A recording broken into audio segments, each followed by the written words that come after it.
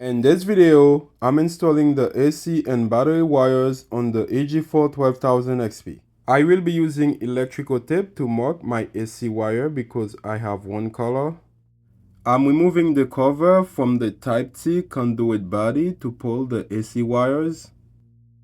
Those wires link the primary inverter to the sub panel. This is where I'm going to push down the AC wires. I will be doing them one at a time because I have enough room to do that in this conduit. After reaching the C, I will push it up towards the second inverter. Pushing down the first wire, 68WG THHN.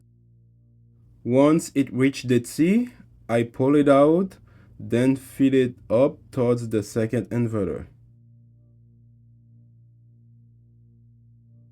I follow by pulling it up through the inverter, make a loop, then mark it with black tape for my L1 connection. After that, I cut the wire at the sub panel, leaving excess, then mark it as my L1.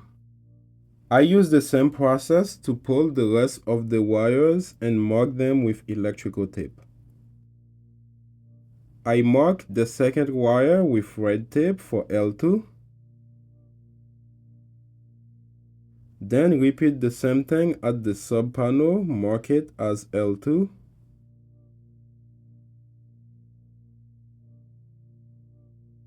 Then mark the ground wire. After that, I duplicate at the sub panel.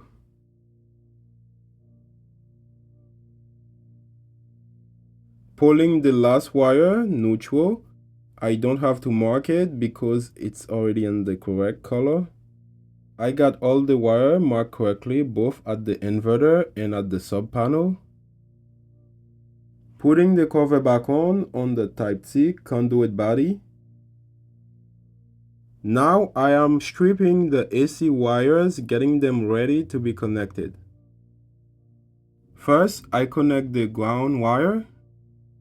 I notice the last slot on the neutral terminal connection is occupied by a wire that is connected to the inverter, so that one will not be available. I will be using the one next to it.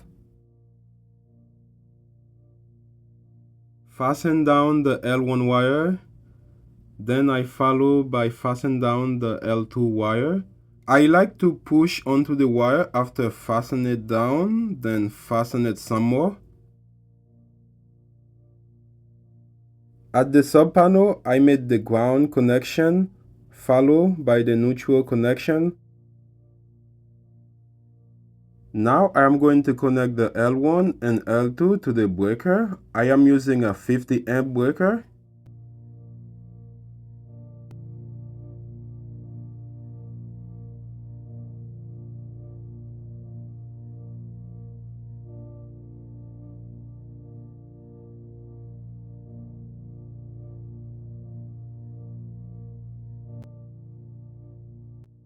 I follow by installing the breaker to the electrical panel.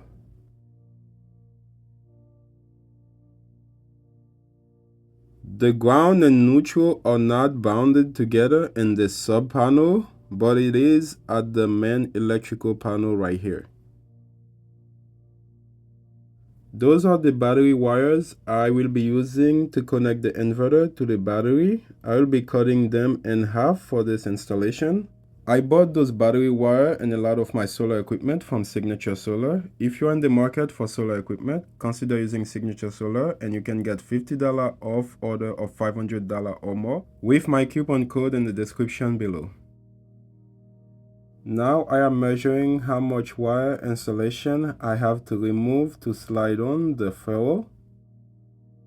I do not have the proper tool to remove the insulation of the battery wire, but I use the same method many times and it's been successful.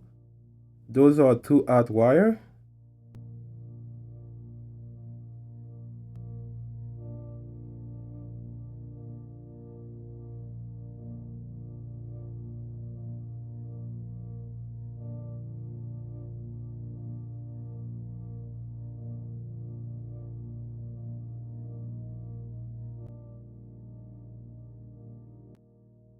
I'm going to need to remove a little extra insulation of this wire.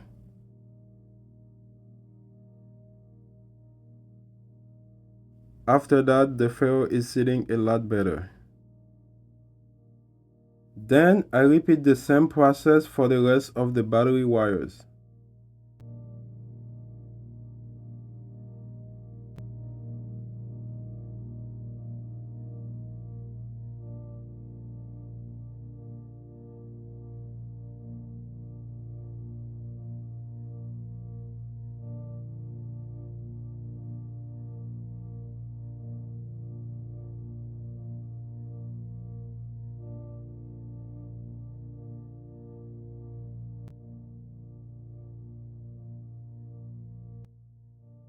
After loosening the battery terminal, I slide in the first battery wire with the ferrule at the end, then hold it in place and fasten it down.